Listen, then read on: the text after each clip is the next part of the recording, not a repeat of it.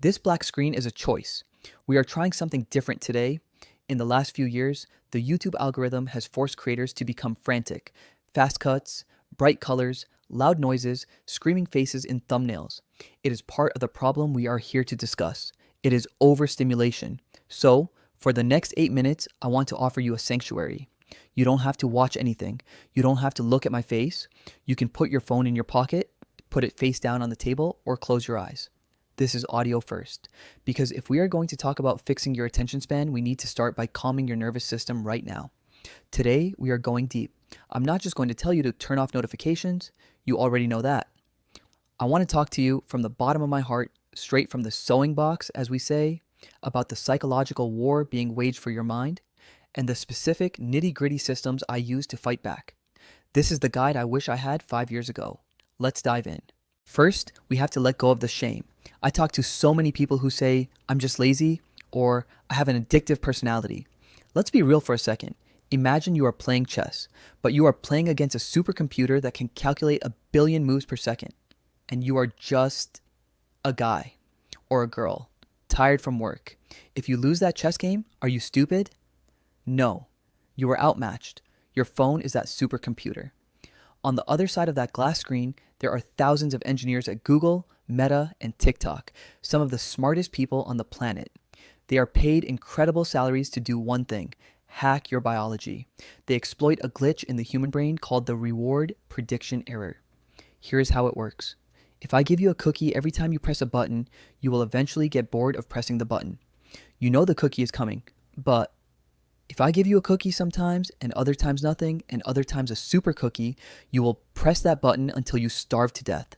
That is a slot machine, and that is your phone. When you pull down to refresh your email or swipe up on TikTok, you are pulling the slot machine handle. Will it be a funny video, a stressful news article, a text from your ex? Nothing. The uncertainty is what releases the dopamine. So, please stop blaming your willpower. You cannot use willpower to fight a supercomputer that knows your brain chemistry better than you do. You don't need willpower. You need a better strategy. Now, why does this matter? So, what if I scroll for 2 hours? It relaxes me. Does it? Does it really relax you? I want to introduce you to a concept that changed my life. It's called solitude deprivation. For the entire history of the human species, up until about 2007, humans had moments of unavoidable solitude. Walking to the store, waiting for the bus, sitting on the toilet. In those moments, you were alone with your thoughts. You processed emotions, you planned, you daydreamed. Today, we have eradicated those moments. The second we feel a tiny bit of boredom, bam, we pull out the phone. We plug the void. Here's the problem. When you stop processing your own thoughts, you develop a background hum of anxiety. You know that feeling? That low-level buzz of stress that is always there? That is your brain trying to tell you something, but you keep drowning it out with a podcast or a reel. We are terrified of being alone with ourselves, but here's the secret. All of your best ideas, your peace of mind, and your ability to figure out what you want in life, that only lives in the silence. If you are always consuming, you can never create. You are a passenger in your own life. We need to reclaim the void. We need to make it okay to be bored again. Okay, enough philosophy. Let's get tactical. How do we actually fix this? As I said, willpower doesn't work. Environment works, friction works. We need to make the bad habit difficult and the good habit easy. Here are 3 systems I use personally. System 1, the phone foyer method. This is the single most effective thing I have ever done. When you walk into your house, treating your phone like your shoes or your coat, you take it off. Install a charging station in your hallway or your kitchen. That is where the phone lives. It does not go to the couch. It does not go to the dining table.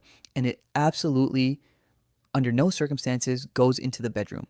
If you want to check your phone, you have to stand up, walk to the hallway, and check it there.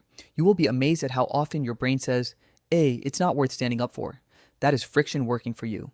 System 2, the grayscale protocol. I mentioned this in other videos, but I'll say it again because nobody does it. Turn your phone screen black and white. Color is data. Color is emotional signal. That bright red notification badge is designed to raise your heart rate. When your phone is gray, it looks like a tool, not a toy. Instagram in black and white is incredibly boring, and boring is good. System 3, the wait 10 minutes rule. In the morning, Do not touch your phone for the first 10 minutes. If you check your phone immediately upon waking up, you are starting your day in reaction mode. You are letting the world dictate your mood before you have even brushed your teeth. Buy an analog alarm clock. They cost $10. It will save your sanity. Now, let's talk about what is on the phone. I want you to do a home screen audit. Look at your home screen. Every app on that first page should be a tool, not a slot machine. Tools are Maps, Calendar, Notes, Uber, banking. You go in, you do a task, you get out. Slot machines are Instagram, TikTok, Twitter, news apps, email. These are apps designed to keep you there. Move all the slot machines to the last page of a folder or delete them entirely. But I need Instagram for work. Okay, then use it on your desktop computer or log out every single time you use it, so you have to type in your password next time. Again, friction. And finally, let's talk about the search first policy. This is a rule I have for myself. Before I unlock my phone, I must ask myself, what is the specific purpose I'm unlocking this for? I'm looking up a recipe. Good. I'm checking the weather. Good. I am just checking. Bad. Put it away. If you don't have an intention, you will fall into the trap. We have covered a lot, from dopamine receptors to analog alarm clocks. But I want to leave you with this thought. This isn't about being a Luddite. It's not about hating technology. Technology is a miracle. It is about agency. It is about deciding that you are the main character in your life, not the scrolling observer of everyone else's life. Every time you put the phone down, you are voting for your own future. You are buying back your time. But I know this is hard. The world is designed to keep you hooked. Your friends are hooked. Your family is hooked. Trying to be the only person looking up at the sky while everyone else looks down at their hands can feel lonely. And that is exactly why we created something special. We realized that fighting this battle alone is almost impossible. You need a tribe. So I have started a completely free community. It's linked right down there in the bio. This is a space for people like us, people who want to reclaim their focus, people who want to build businesses, learn skills, or just be more present fathers, mothers, and friends. We hold each other accountable. We share tips. We do digital detox challenges together. It is a place where we value real life over the digital illusion. If this video resonated with you, if you felt that little spark of, yes, I need to change, then click that link. Come say hi. Introduce yourself. Let's stop scrolling and start living. Thank you for listening.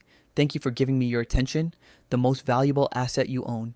Now, turn this off and go do something real.